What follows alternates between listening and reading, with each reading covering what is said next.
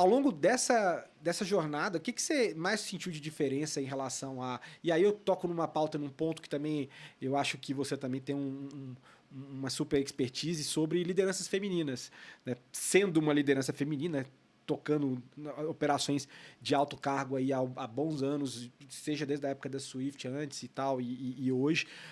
Como é que você vê a evolução também do ecossistema do mercado financeiro tradicional vis-à-vis do que a gente tem de inovação, tanto no ponto de vista colaborativo, ou também no ponto de vista das lideranças femininas, ou você sente que a coisa está muito parecido, ou tem distinções aí relevantes? Olha, esse é um bom ponto que você toca. Realmente, eu não observava que já era uma liderança feminina rompendo algumas barreiras, até pelo meu lado intraempreendedor. Eu costumo brincar que eu tenho muito orgulho e admiração por quem é empreendedor, porque eu sou intraempreendedora, você precisa me dar uma base para eu construir em cima. Então, quem não tem essa base e vai com a cara e a coragem, eu tenho muita admiração por isso. No caso de liderança feminina, eu vejo assim, eu olho com muito bons olhos o caminho que a gente está seguindo e certamente muita coisa mudou para melhor. Vou te dar alguns exemplos da minha vivência, né? Então, primeiro, a voz das empresas. Quando uma pessoa, com a digitalização, né?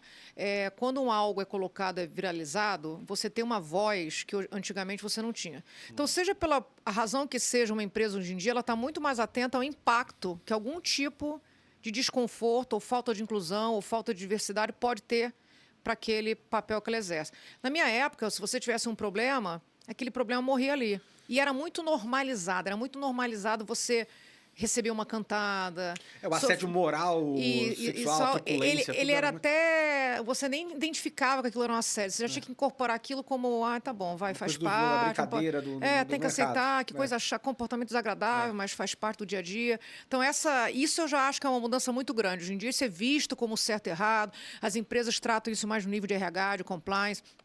Você tem um impacto muito maior, até como consumidor final, como ele lida com a empresa que tem esses comportamentos. Certamente, mas assim, isso não existia. Sim. Quando você está falando de 20 anos atrás. A outra coisa também é o papel da base que a liderança hoje em dia tem, porque ainda existe uma dificuldade de você trazer...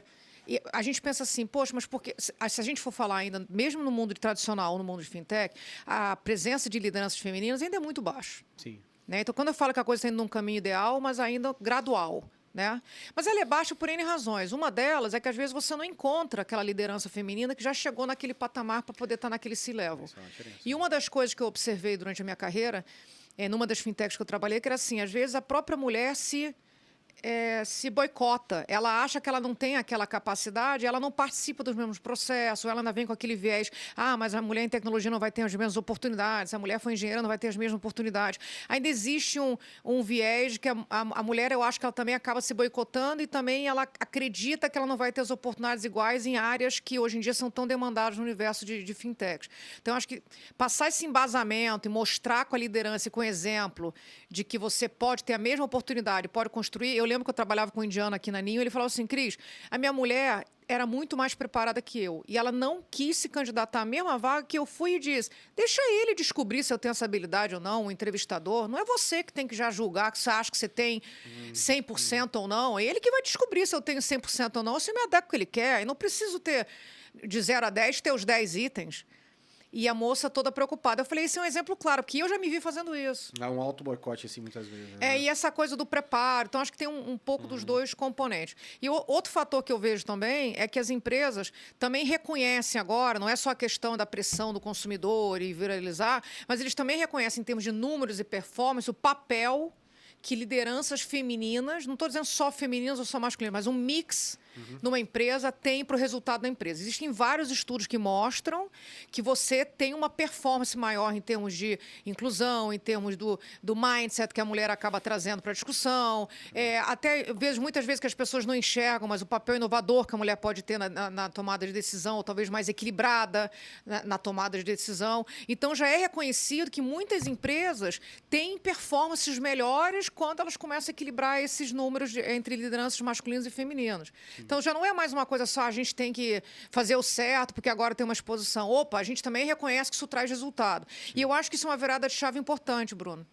E outra coisa, por final, que eu te digo que mudou demais, é que as mulheres agora se sentem mulheres, ou seja, quem for o funcionário, né, que a gente está aqui dando exemplo de liderança feminina ou de empreendedorismo feminino, elas se sentem mais confortáveis de buscar aprendizado e mostrar o desconforto.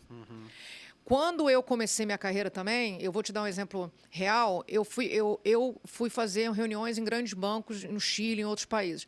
Eu já tive pessoas que ficaram eu sentada esperando e a pessoa não vinha se conectar comigo para iniciar uma reunião. Eu pensei, bom, está fazendo outra coisa, tudo bem, está atrasado. É porque ele achava que eu estava esperando alguém, porque eu não posso ser CEO da Swift naquele momento. Eu estava esperando a figura masculina que iria participar comigo da reunião. Sim. Isso me aconteceu mais de uma vez. Caramba. E isso já é uma visão estrutural, não é que a pessoa quisesse me discriminar, mas já estava na cabeça dela que se estava indo a pessoa-chave, a figura de linha de frente da Swift na região, não era uma mulher. Então eu estava esperando alguém. Olha só. Isso me aconteceu mais de uma vez. Caramba. Que hoje em dia já não me acontece mais. E olha que nós estamos falando de um passado tão distante. Estamos falando de 10 anos atrás. E aconteceu mais de uma vez. Ou quando a pessoa já ficava quase que desconfortável. Aí, meu lado inglês, ou meu lado, seja qual for, carioca, o meu mix Hutchinson aparecia e eu dizia, é o que temos para hoje. Se faltar algum ponto que a gente não tenha coberto, eu te garanto que eu te arranjo a pessoa certa para poder te orientar. Sim. Mas eu acredito que dentro dessa discussão que a gente tem, a gente vai conseguir ter um bom bate-papo. Aí a pessoa acalmava e depois... Mas se você não aprendesse já a ter essa postura um pouco mais de botar esse limite, que muitas vezes as pessoas não têm, você acabava numa situação constrangedora. E hoje eu não vejo isso. Eu já chego em lugares ou que a pessoa não está estranhando se for com você a reunião.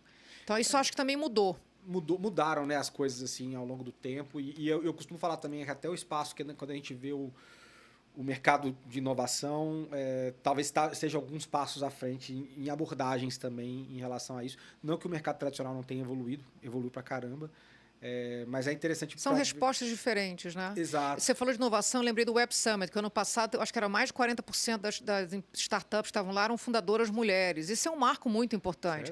Que não era presença de mulheres no evento, eram fundadoras da parte de incubadoras do evento que estavam com presença de fundadoras mulheres. Sim. Né? Porque até a questão da postura do investidor, né, do venture capital, também está sendo obrigado a migrar.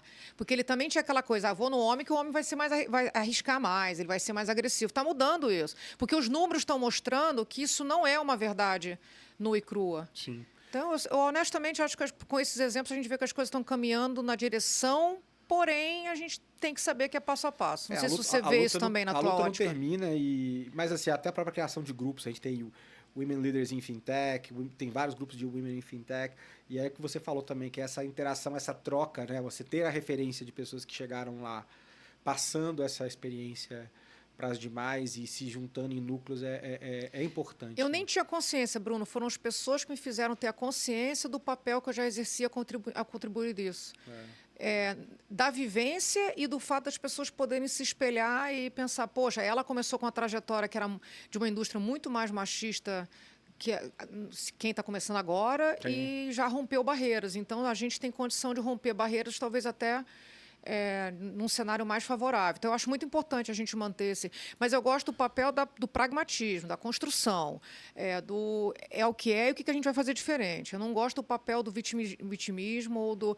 Porque, se a gente for olhar, em qualquer cenário na vida, você tem crise e oportunidade, vantagem e desvantagem. É como a gente se posiciona. Essa visão, para mim, eu acho que é fundamental. E você tem exercido isso pelo tempo que eu te conheço desde sempre, né?